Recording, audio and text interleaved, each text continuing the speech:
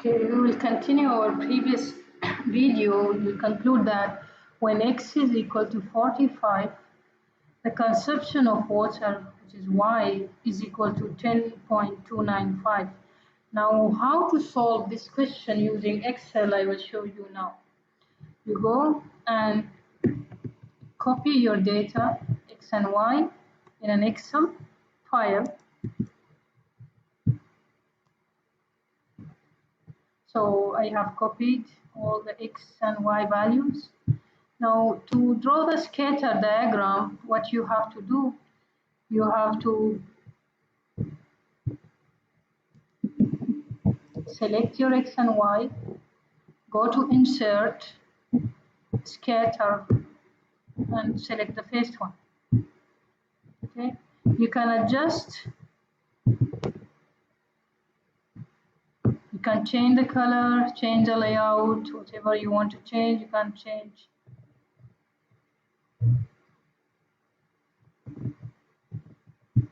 Okay, now I want to show the best fitted line for this data, for x and y.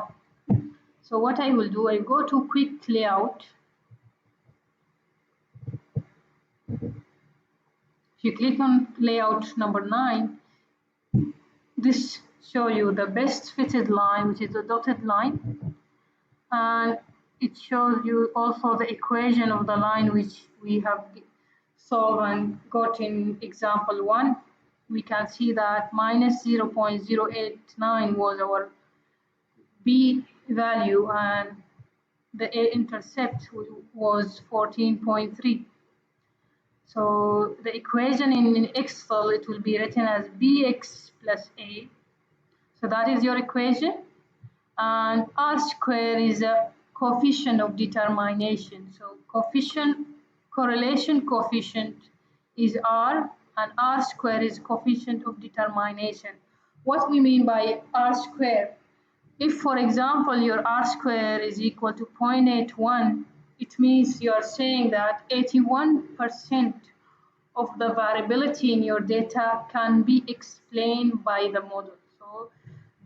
So your R square value lie between 0 and 1. So it's also used for the goodness of fit of your model. So when it gets closer to 1, it means your data is more fitted to the line which we have found. Okay, so the more your R square toward 1, the more your data or your model is adequate.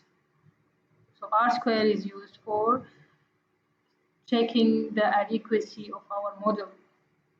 So suppose that two students took same variables but different data. One got R square less than 0.81, for example, 0.5. So, and another student got 0.81 like this. So student who got greater than the previous student, that student's data is more adequate, or more fitted to the model.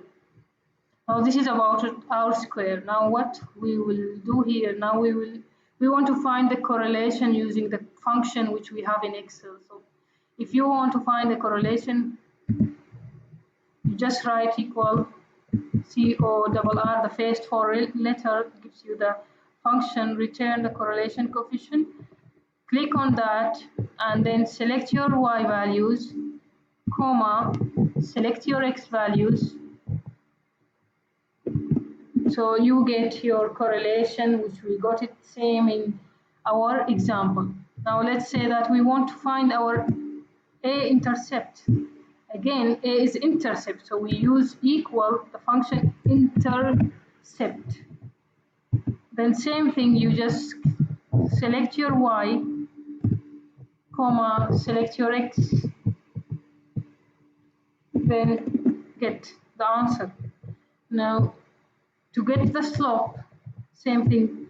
Now, because our Y is a dependent variable in this example, that's why I'm writing Y first, because the equation is the regression line equation of Y on X. So when you are finding the intercept and the slope, first of all, you have to select your Y then x.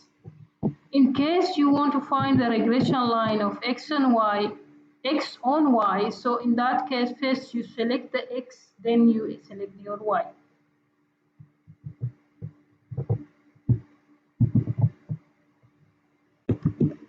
Okay, so that is your intercept value, so the same which we got here in this sketch.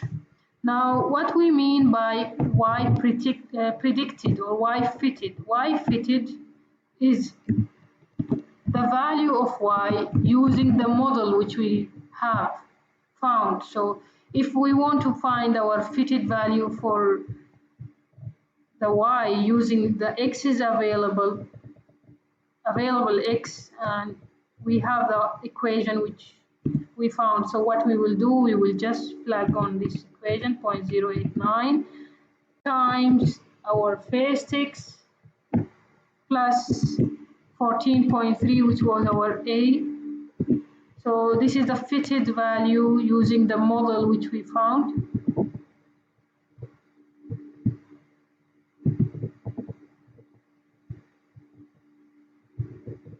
So this one, this y is called as y observed, y we have collected and y we found it using the experiment. So the one we have observed. Y fitted is the value of y which we have to find it using the model which we got it. Okay. So how we find y fitted? As I told you, you just need to substitute for each x using this equation, you will get your y fitted. Now, there is something called residual.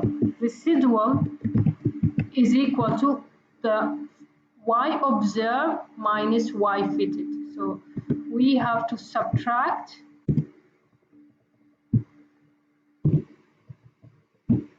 and okay. So the less the different, the more the fitted your model to the data which was given. So when we want to find our a and b, why we call it least square method? Because in that method we try to minimize our residual or the difference between the y observed and the y fitted. So residual means the difference between the y observed and y fitted. And in our regression model, we always try to minimize the residual. Okay, so that is all for this chapter. I hope that everything is clear to you. So try to solve homework 5 using these informations.